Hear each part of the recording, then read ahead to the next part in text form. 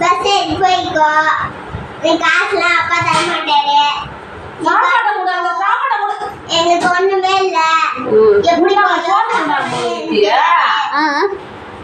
சாப்பாடு சொல்றது காதே இல்லையா உனக்கு? காது கேட்கலையா? கேட்கல, திரும்ப என்ன பஸ் பார்க் கூட கொடுத்து அனுப்ப மாட்டேன்னு சொல்லிட்டு இருக்கிறியா? சரி.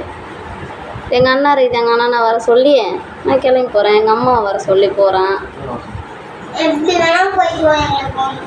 சரி, நான் போனால் நல்லா இருப்பியா?